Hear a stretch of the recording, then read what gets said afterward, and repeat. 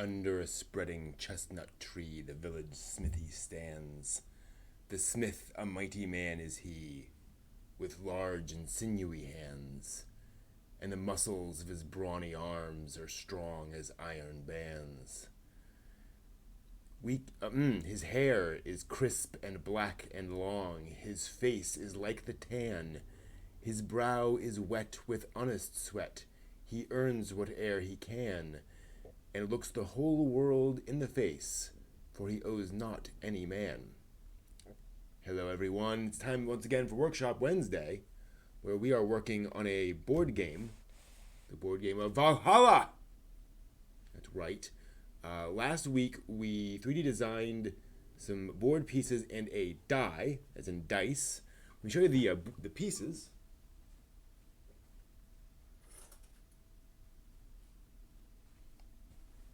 So we 3D printed these folks. Here's an example of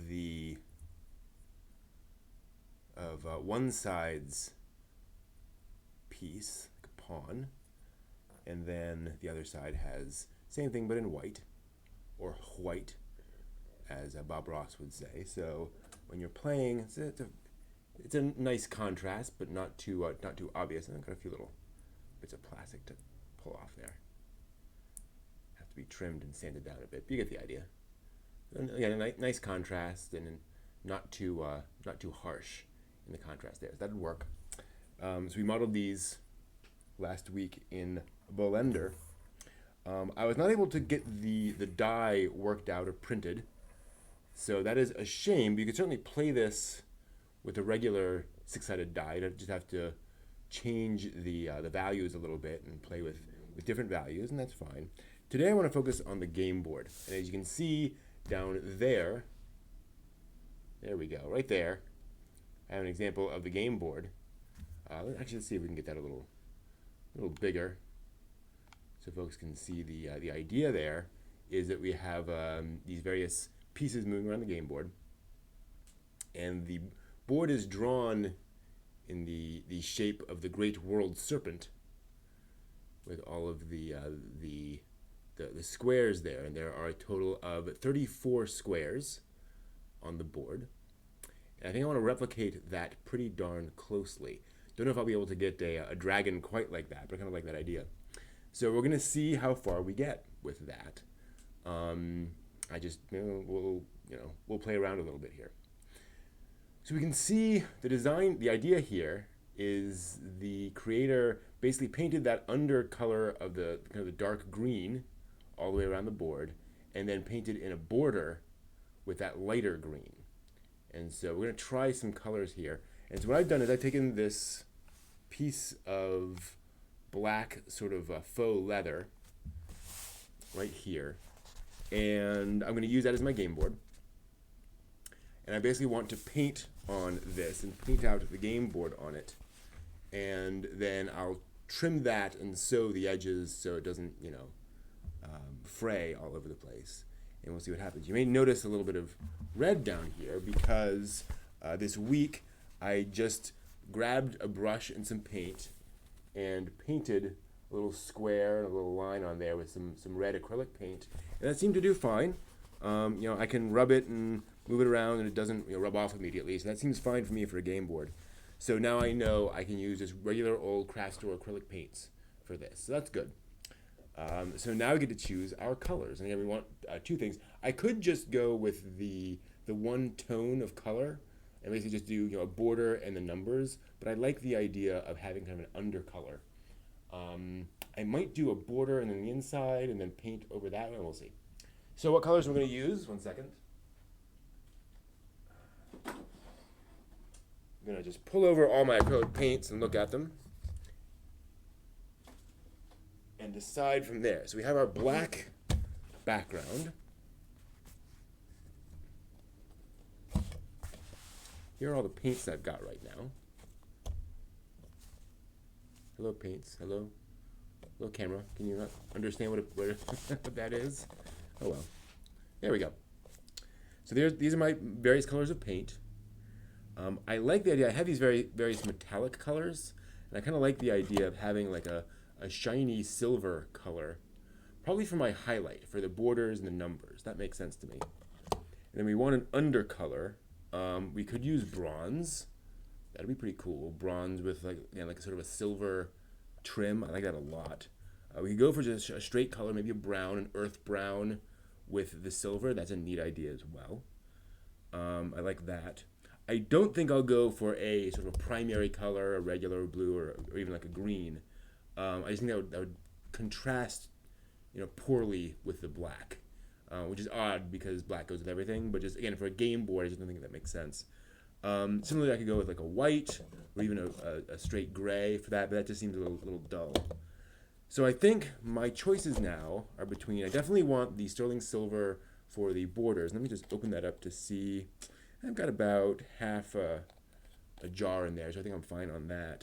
So I want either the bronze undercolor or a brown undercolor. I just don't know which one I want. So what I'm going to do is I'm going to experiment.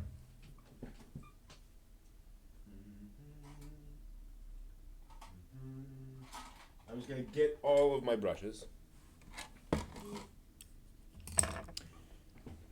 And I think what I'll do, let's try the bronze. Grab some bronze. I'm just going to lay down some bronze. Ooh, that looks very nice, I have to admit. Okay, there's my bronze.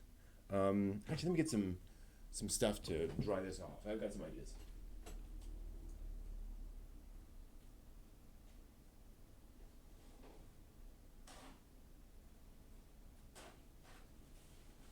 Okay, I'm just going to real quick dry off this brush. A little bit of wetness on there. Because I put so little paint on this brush, I'm not too worried about cross-contamination. I'm pretty sure I can get 95% of the paint off of there. Yeah. And then dip it in something else. Otherwise, I'd be getting some of the bronze and the brown. Let's go with the sort of this medium brown as opposed to the dark brown. And I don't have too much of the brown, actually. Let me just get in there. There we go. And lay on some brown.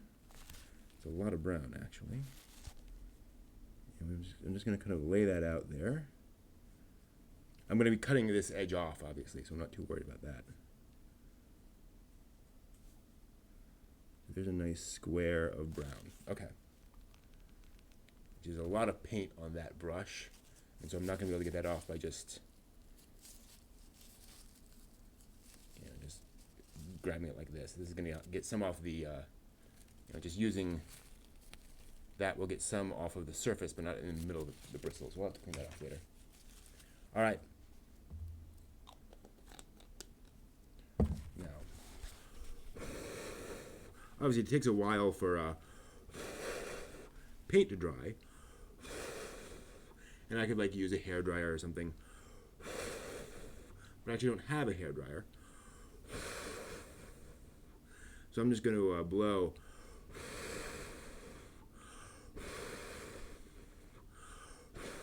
a little bit on there just to get that started. And now I'm going to paint. I don't worry too much about the getting sort of contamination.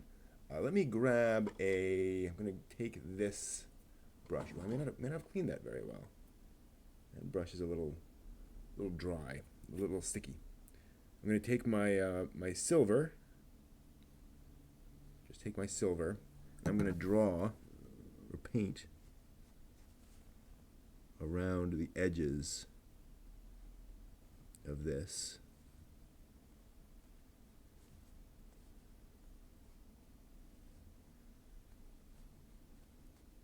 Again, to get a feel of what that would look like.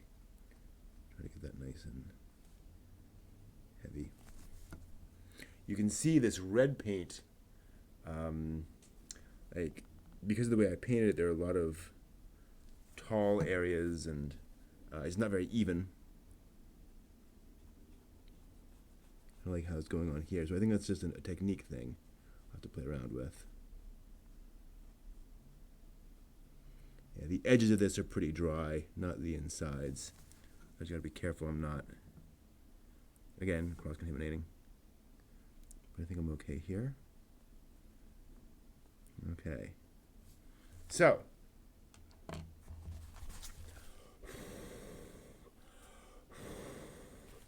which do we like more? Do we like the bronze or do we like the brown? I like the bronze. The bronze looks, you know, it looks like it's some kind of coin or some kind of metallic thing. See how close we can get on that. Yeah. Yeah, that looks pretty cool right there. Get on the light. There we go. That's pretty nice, as you can see in contrast with the brown. Brown's not bad at all, but it's just kind of just kind of there in contrast with that lovely copper. So that's what we're gonna do. Okay. Now comes the fun bit, where we try to actually like paint this thing. So looking at our thing, so we have our 34. I'm trying to decide, because it's going to be hard for me to... Let me grab some chalk. Will chalk work on leather? I don't know.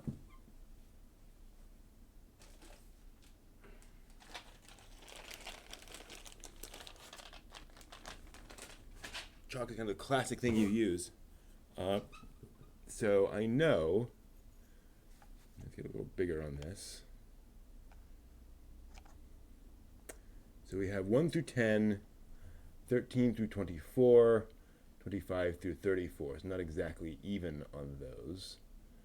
We know we want them to be at least as large as a playing piece, right? That's pretty important. So I need to be able to paint, 34 on there. And there's also a PS on there and like pound signs. So let me just look at the instructions.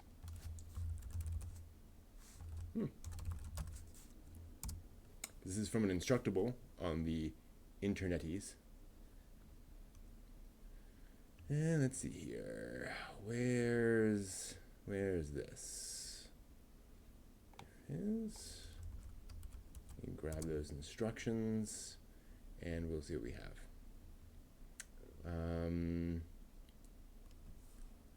The second row is the open ocean. Third row is the final leg of the journey where blockades can be formed, shelter taken in a safe harbor, or ship can be washed up on the rocky shoal and survive the shores. Oh, interesting. So those are special things that happen on various spaces.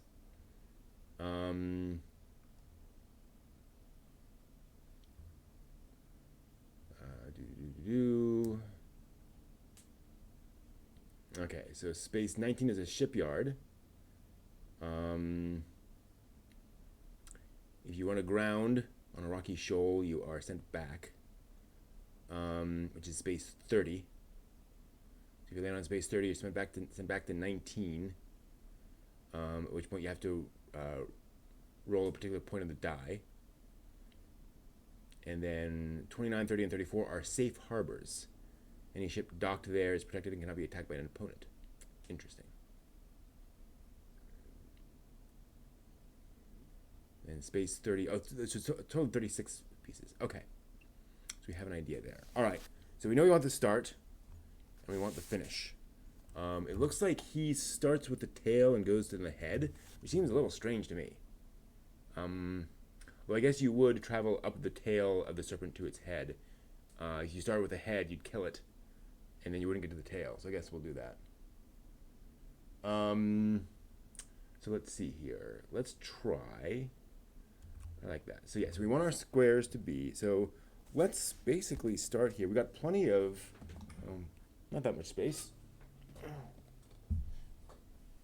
Good luck, Wesley West, and all you do. I think we need a little bit more space here to spread out. We need space to spread out. We need space to feel we are part of the wood. Okay. We've got plenty of fabric, obviously. So I think this will be a lot easier. In fact, what I'm going to do, I'm going to dab off any excess paint. And sure enough, there is some. Probably getting mostly of the silver. Okay, good. I think we're fine there. Yeah, all right. And then I'm going to go over to this edge. I'm going to start from there. Oh, we have some spares on this side I could have just messed with. Oh well. So let's see here. So again, we have our pieces, and we are going to. Why are we so? Camera's really off kilter tonight. Whatever. So if we have our tail again, we want some edge because we're going to fold that under and sew it to provide an edge. So I'm not going to go straight to the edge or anything. So if I have a tail that comes in like this, oh, that is coming rather nicely. Tail like this, and then our spaces are yay big. Cool. Yeah, that works. All right, and so we need to go from 1 to 10.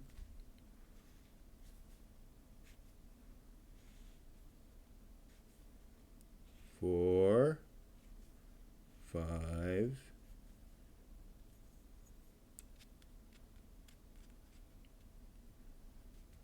little bigger. 5, 6, 7, 6, 7. Big board. 8, 9,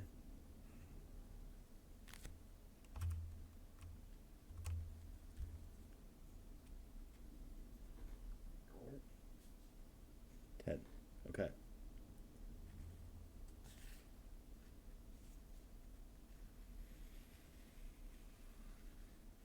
Cool. Cool. So there's the beginning of our board. And then we will swing it around.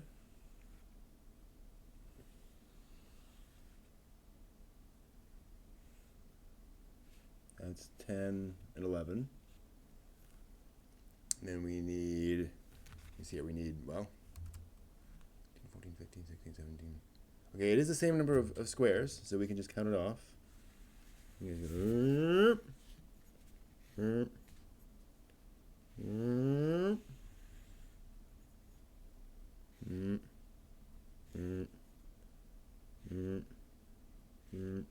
It's important to make the noises.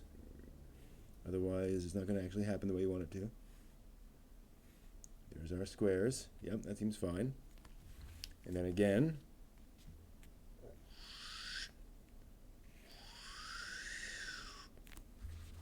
And then we go to the other side of our board.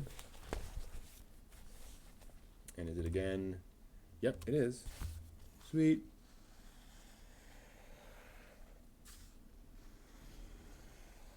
I could add a bit of a curve to it. I don't think I will. And then there's 35. And then the finish. And the way he did it.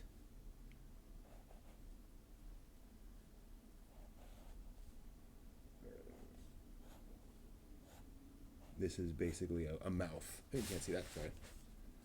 So it's some kind of mouth that we'll put there.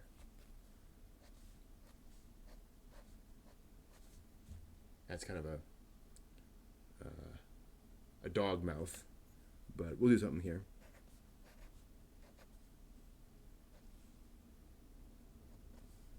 Maybe add some billowing smoke. We'll see. All right. So we know what we want. So now it's a matter of painting it. Now the question is, do I have enough of this bronze to do all of this? Another thing I could possibly do is change the color on different parts of the board. So this could be blue, right? Because this is the sea in the middle. I mean, technically you are a ship crossing the ocean, but then, let's see here. Let's see what they actually mean. Home harbor. Okay, yeah, finally. So it's all the ocean. It's just different parts. So maybe not. All right, let's finish out the squares, because we know we need all of them.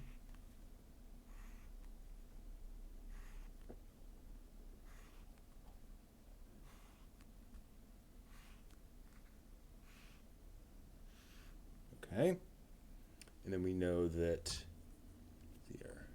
So this is 22, 21, 20. This is 19, 25, 26, 27, 28, 29, 30. And so we know that jumps you there. Sorry. That jumps you there. And then let's go ahead and put in the safe harbors. I'm just going to say H, H, and H. Okay. So those are the important, if you will, the important pieces, important spots on the board. Yep, cool. And then this is also a block. This is 23 and 24. All right. So now we have a pretty good sense of this thing. Like I said, now it's a matter of, I guess, laying it out. So what I'm going to do now is I'm going to mark up. I don't think we need the board reference for now. We have a pretty good idea of our thing. So I'm going to mark out. Oh, hello. Come on. There we go. On each of these, so I know where I'm going to be going in. And so I can erase the marks on the inside. That makes sense. Yeah. That's pretty obvious because it's right in the middle. And then same thing here. We actually already went down a bit. So I'm trying to preserve these marks. And if I knew what I was doing, I would have done this initially.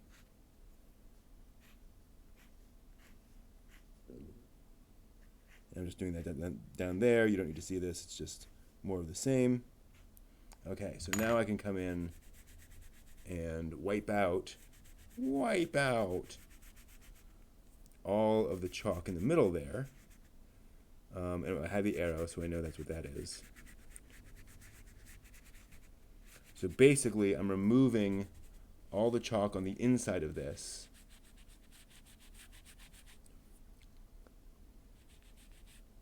So I can then paint in there and not get chalk mixed in with the paint, right?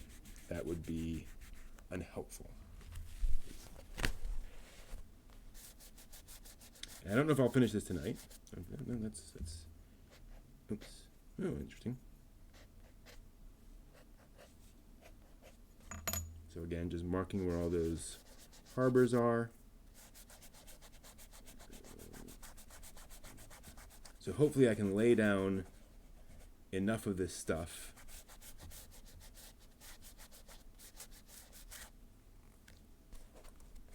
to fill it out without running out of my bronze paint. So I always go out and buy more. All right. So I have a couple different brushes. I'm not sure what I want to go with. I'm going to start with a really big brush. And we're just going to go there. I'm going to see what happens. And I might go down to a smaller brush. I'm just going to run this down. I'm pretty happy with this because of how much coverage I'm getting. I think this is the right size of brush to use. And I see I have a, can you see that thread that's coming out on the edge of this, see right there? See that thread? This right here? That's going to cause me problems later on. Because that is going to get in things.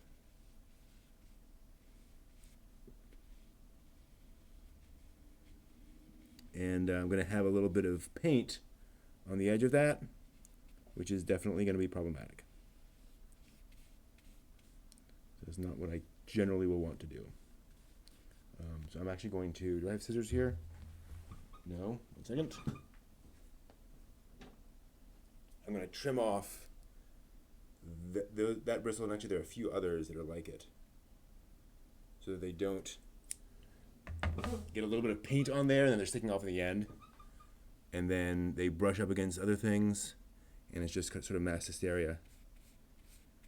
Okay, so I'm just laying this along, and I'm trying to cover really as much area as I can, in the sense that, whoa, that's a lot of paint on there. So I'm really spreading that out. And I'm really focusing on the inside of this. I want to spread that out a little bit more. There we go. And I think I'll be able to come back in and get the edges. Let me get this closer to where I am. I can actually see in there. This is something I've learned, is when you first get stuff on your brush, there's a lot of paint on there. And you want to glob that in the middle.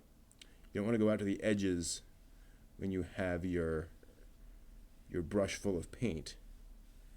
You want to do large areas with that, and then come back as you have less and less on your brush, so you can do more fine work.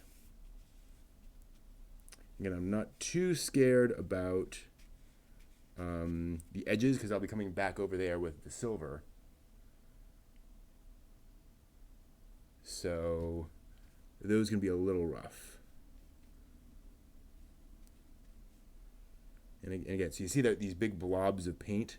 That's why I don't want to, I almost did it. I almost went in there with a whole bunch of paint on my brush in a small area. So instead I'm going to spread that out. And now that I have less, I can come up here and get in that end. Cool. So there's that. I want to get up there a little bit higher, make those squares a little bigger. There's only so much I'll be able to do with the silver. Okay. Let me check my. Okay, yeah, that's still a pretty decent. So I'm using my piece here to make sure that I'm still a decent size. I think I'm okay. And we continue on.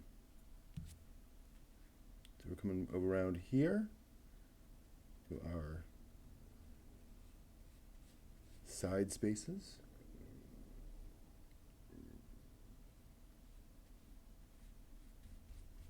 Getting that brushed out. See if I can kind of get in here with that, the last bit of that. Okay. I am getting a little chalk on the brush, I can tell. So hopefully that's not going to cause any problems. I'm just going to get in there. Sort of painting by numbers here. Just painting inside that line that we've already defined. And then, again, I'm just trying to fill in those edges as I get a little extra paint on the brush. And we come back down, and we flesh out. Oops. There we are. Sorry. Hard to tell what's on camera when I get in the middle of all these things. So, coming along, coming around, and then using the edge to come around and fill in those details.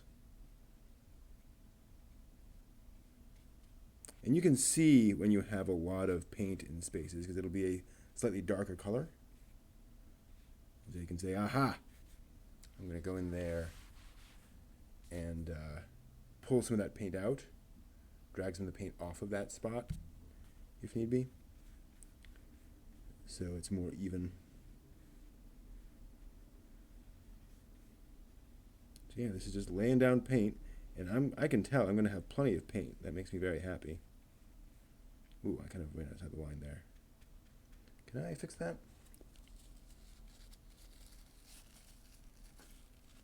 Can I pull up some of that paint? Not really. It's on there. Okay.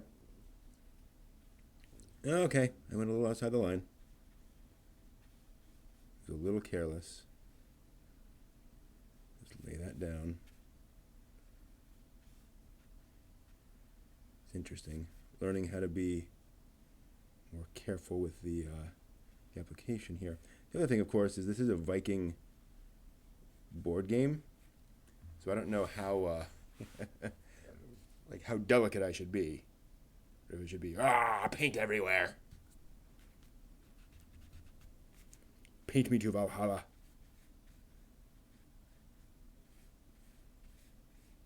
So just laying that down.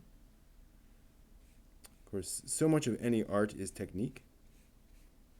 And so learning how to use the brush is all part of it. And I'm still learning. Still far ways away from where I want to be. But it's just, a lot of it is just, holding it in your hand. And getting a sense of what it does as you use it. So now I'm just spreading that along again. I'm seeing some spots that are a little thin on paint, so I'm going to brush that on. Cool. All right. Now I'm going to have to, I can't fold this under, obviously, because it's wet paint. So I'm going to kind of fold it up. And hopefully it's not going to interfere with the microphone, which is right there. You will find out. I'm just moving this up. So hopefully you'll be able to see the end of that, the edge of that. And then we'll come around. Q-tips will clean that up nice. Good idea, Fisher. I will give that a try. And welcome. Let's come around and do this. I'm actually not inordinately happy with that original curve. So I'm going to erase that and go out a little wider, I think. And I kind of freeform that.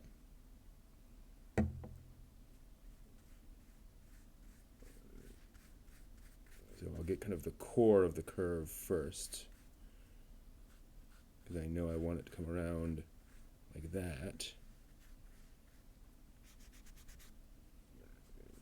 And then push it out a bit. Yeah, that's much nicer.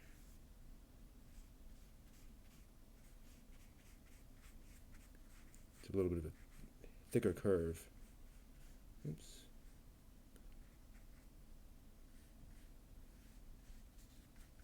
Cool.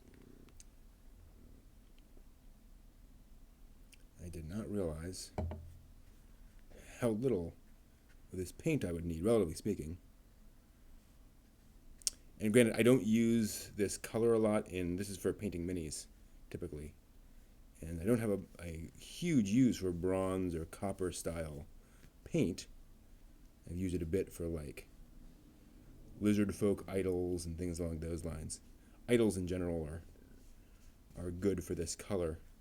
But other than that, there's just not a lot of use of that in standard minis. Not a lot of like bronze weaponry.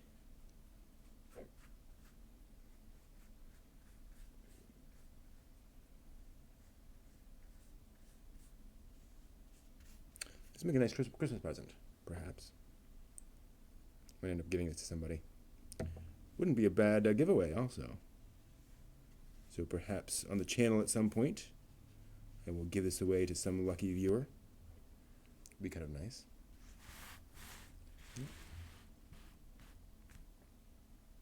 Ooh, and we're coming down to that dragon head. I have to figure out what I'm going to do there. I do not know. No idea. Went a little over the board there. Literally.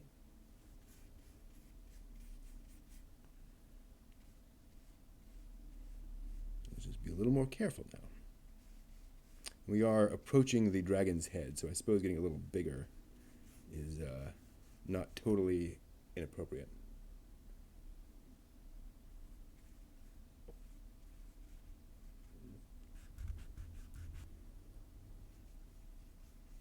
I'll definitely switch to a smaller brush for that.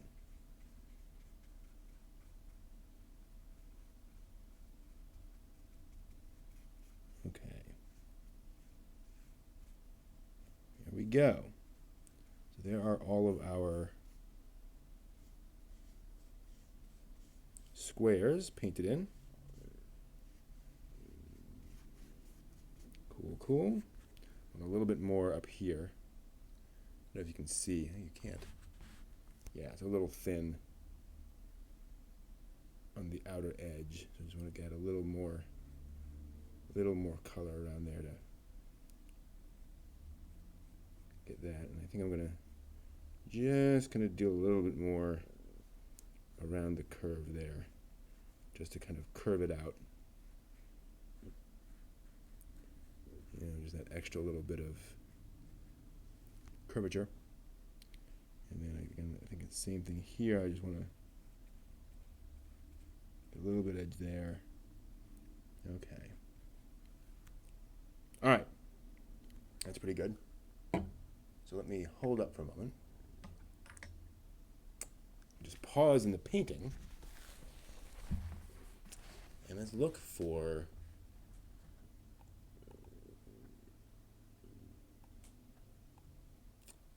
oh, I can't do that, can I? Or can I? Ah, I can. So one moment. I need to grab a different screen for this.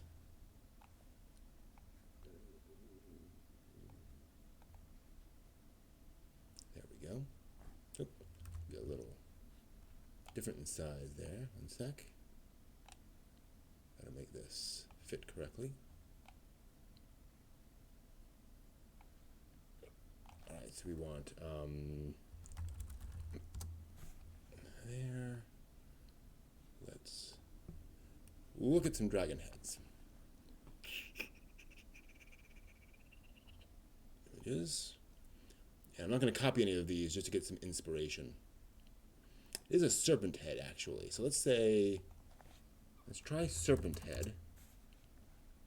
Yeah, I think that's going to be a little better. Perhaps. Well, Midgard serpent is really a dragon, though. So we want something in the middle here, in the middle between these extremes.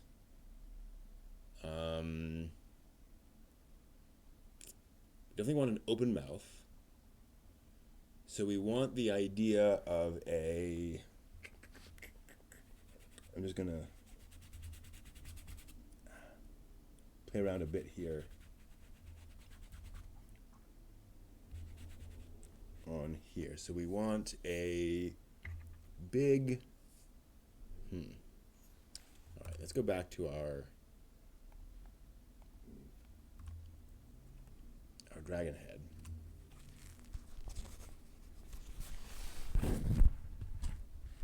Right here.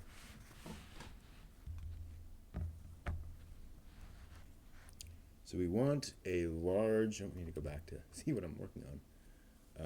So we want it to be open. So we want...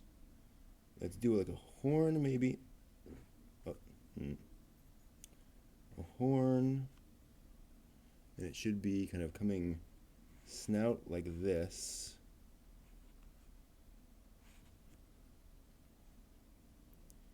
And then...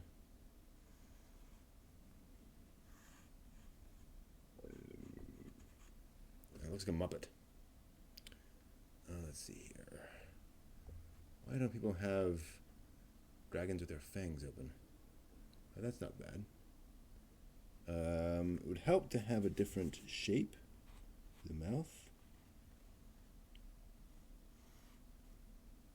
And then something a little more fantastical, maybe? I always get sandworm.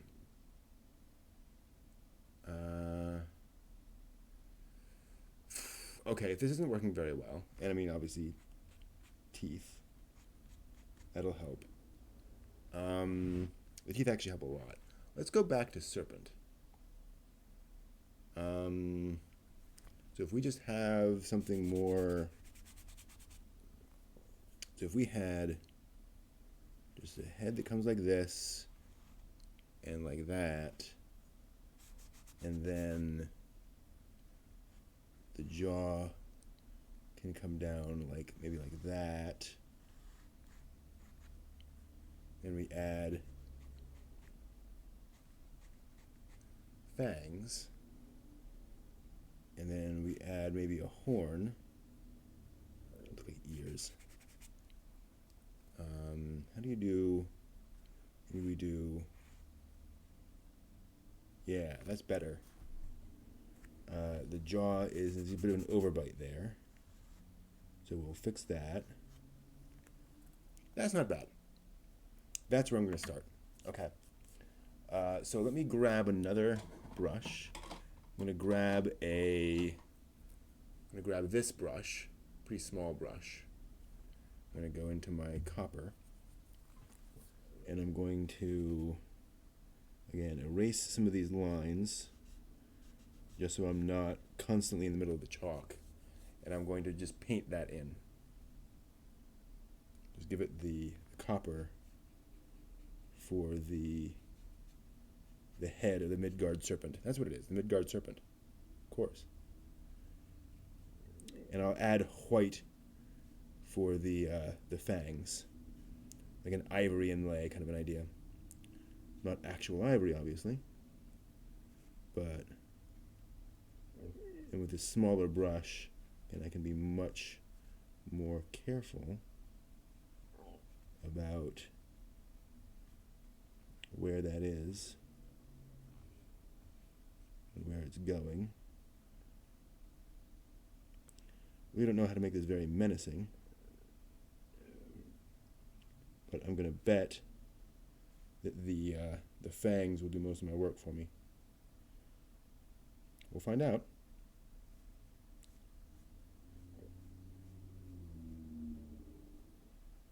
Before my fangs find you. Great line from Princess Mononoke. Does a really good job of presenting different animal, perspectives on things. And the way you would expect an animal to think. Got some extra paint there. Again, trying not to be too gloopy here, trying to spread it out fairly evenly. Okay. And there's my... Yeah. Okay. Hopefully when I come back with the silver paint and go over these lines, it'll be a little more interesting. Now, again, do I want the copper for the horns? I think so. I think that makes sense. So it's part of his body.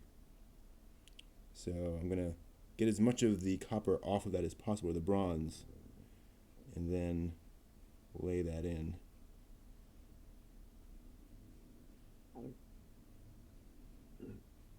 There. There's his horn, one of his horns. Do we do two horns? Would that be... Let's just do two horns. Get a little more paint on there. Let's just do it. Yeah, that's nice. That's nice. A little extra detail. Okay. All right, that I think is my Midgard serpent. Alrighty. Then the question is, so now that's done. I'm actually going to grab, whoops. I'm going to put the top on of my bronze so I don't get anything anywhere. Hey, little prince. Yep, well, it is a serpent. That does make sense. So now I'm going to grab a paper towel and just dab a little bit on this to see what comes up.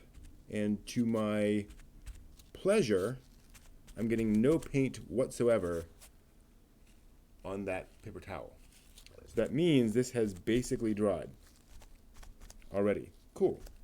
I'm sure there's some over here. And again, I'm not trying to get paint up. I'm just trying to see if this is dried. Good. So now we can move on to the edges and paint those in. Before I do that, though, I'm going to have to clean my brushes. Otherwise, they're going to get dried and nasty. So we will take a brief intermission and then come back and start on that. We'll be back momentarily. Please stand by.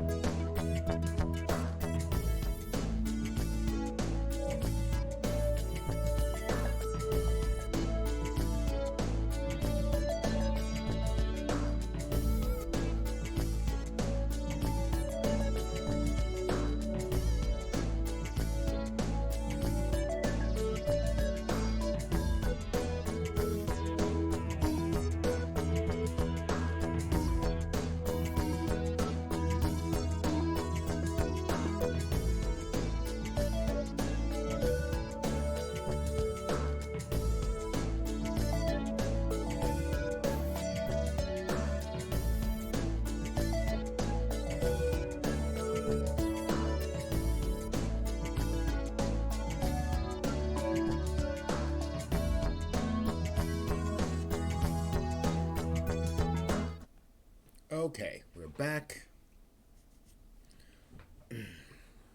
We can start painting in detail. So I want a very thin brush on this, very small brush.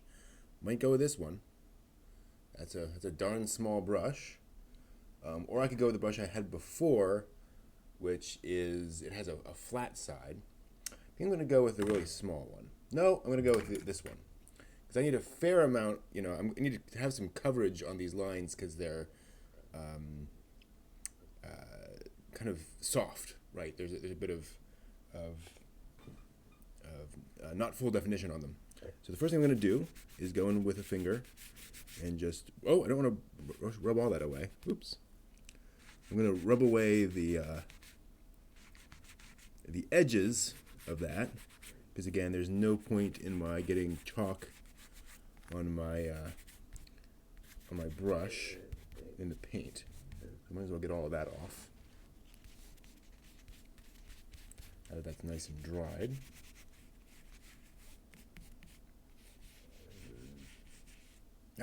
Keep doing that. Okay, well, I also have marks down here, so I have some idea.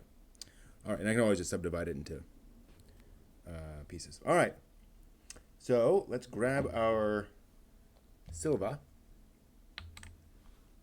dip in. I'm just going to go on the edge here.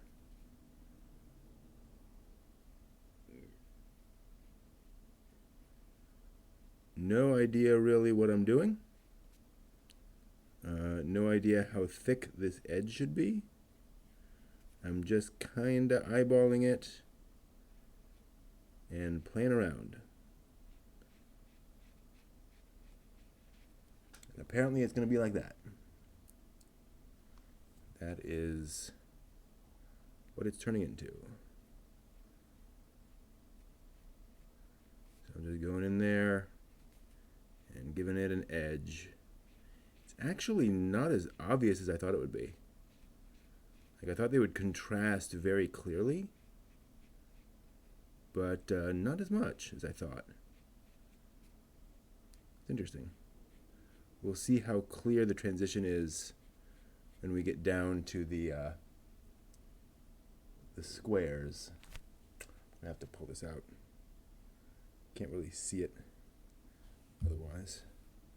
The problem again here is when I've loaded up my brush, it's easy to goop it. I've got to kind of lay it down in segments, then come back and fill in so it's not too heavy. Okay, right on this side.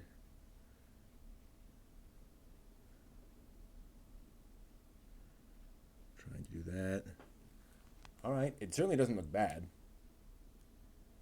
It's just not as high contrast as I thought it would be. Maybe once we have more in other parts of it, it'll be more. Ooh, that's difficult. Ooh. Okay. So going sideways is more difficult than sort of drawing down classically, as I've heard. That's what I've heard. So I have a rather difficult time getting this nice and even going that way. So I'm going to have to, as you can see, I'm kind of turning to one side to make that work. And we just going to continue that down. Get some more paint. It feels like it's going to be fairly tedious getting these lines done. Ooh, yeah. Definitely got to be more careful about doing this like that. Obviously, I got to be very careful about just dragging the line down, because then I would go way off, because I don't have the control to just follow this. If I were an experienced painter, I could probably just go whoop and do the line all the way down. But I am not that skilled, so I got to be careful there. Although I'm definitely realizing I can be a little more, a little faster with this. Not quite as delicate.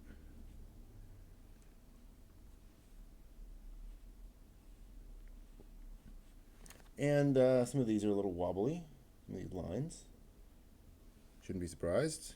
Again, just learning this.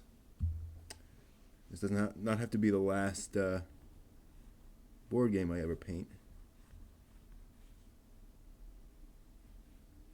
So that's fine. And like Fisher was saying, I think a Q-tip will definitely come in handy here.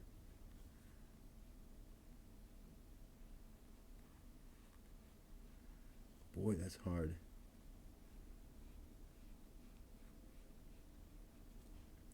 All right, and then the top. Oops. Again, really hard to see down inside that jar.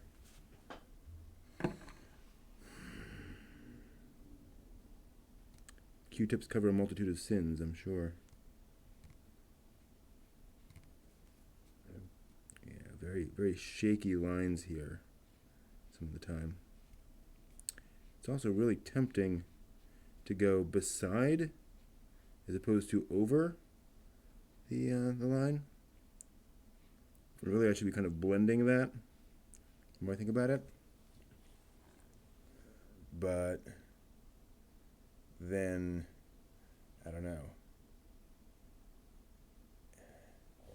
It's that classic sort of, I'm drawing like a comic book where there is a spot where there's color and there's a spot where there's not color. And so what you draw is where there is not color, where there's something else to put in. So I'm drawing beside it as opposed to sort of into it, which perhaps I should not be doing.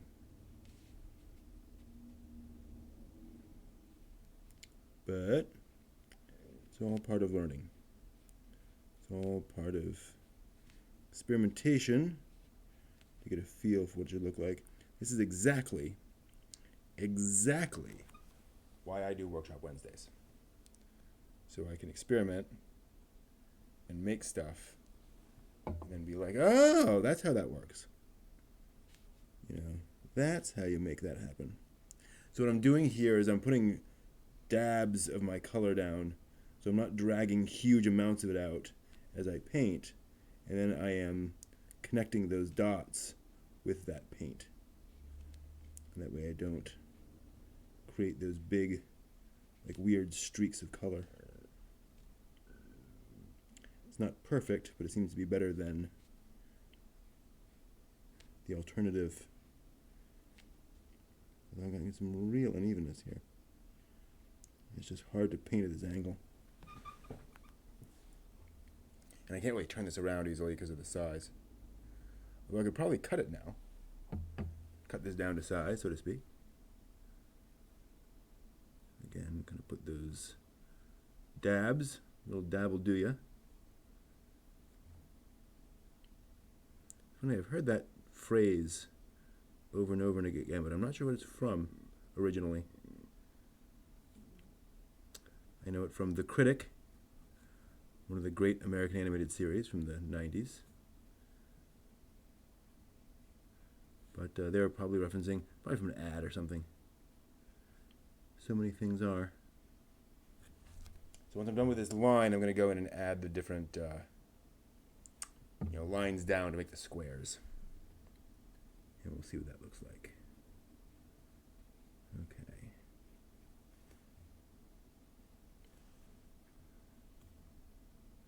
And I'm just going to try to even out some of that. Just spread in some of the paint so it feels a little more even. Okay, yeah, I'm not thrilled with how this has turned out down here, but that is just my experience. That's just, me being me.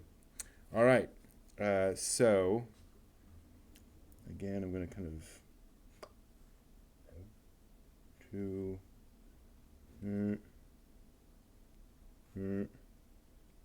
Hmm. Hmm. Hmm. Hmm. Hmm. Hmm. Hmm. 1, 2, 3, 4, 5, 7, 8, 9, 10. Sweet. Alrighty. Guess what we're gonna do now.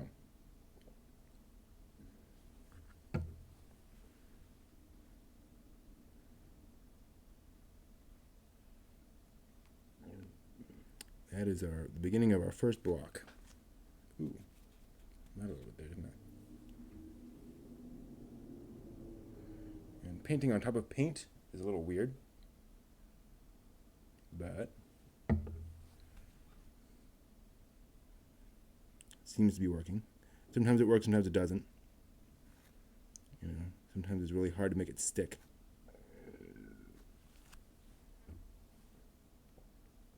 Depends on the paint. This metallic doesn't seem to like to take other colors on top of it very much.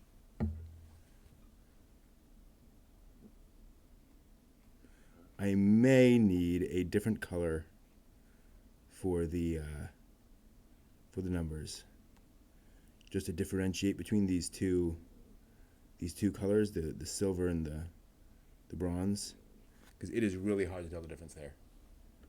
Like, I don't know if you can even tell on camera the difference between these blocks. I can, because I'm like right up in them, and there's a bit of a glare for the camera's sake.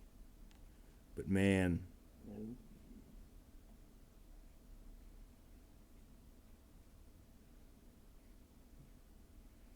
yeah. So yeah, you can kind of see that now, but it's very subtle, which is not necessarily a bad thing. Like, I don't mind subtleness, but for a board game, clarity is really important. Otherwise, it's hard to tell what's going on, right? Like, if the players can't tell the state of the board at a glance, then it's really hard to play the game, and they get frustrated and they stop playing, which is generally not what you want as a board game designer. You want people playing your game, so you need affordances that make the experience and the elements of the game clear to the player. So yeah, that's just very, very hard to see. Okay.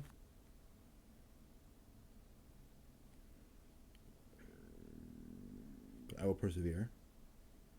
I will probably not do all of this on stream tonight. I will do a fair amount, and then we will break, and we'll probably finish this next week, just because we still have to do, trimming it off and sewing the edges, all that stuff.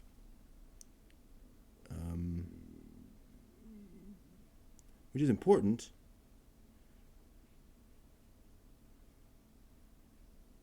But I think you get the idea of what we're doing here. Yeah. Yeah, it's not sticking very well.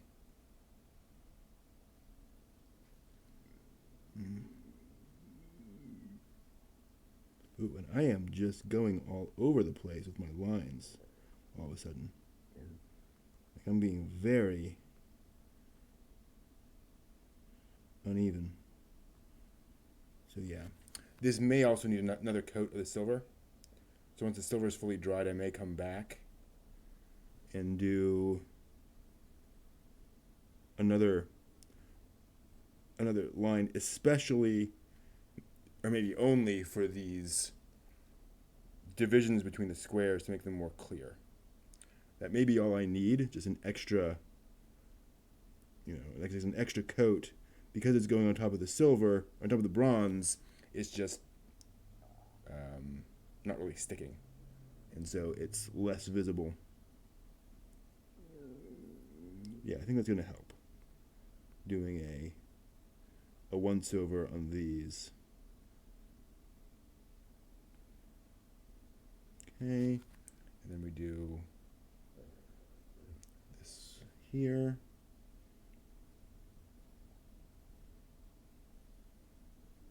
There's the 10. I'm very worried about painting the numbers, frankly, because I'm bad about painting numbers.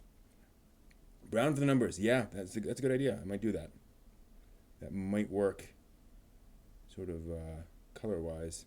If it doesn't, that's fine, right? Like, it's worth experimenting, figuring out what we get. Yeah, definitely come back and do that. Okay. But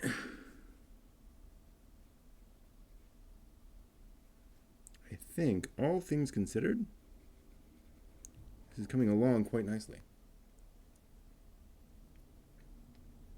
Let me show you an idea.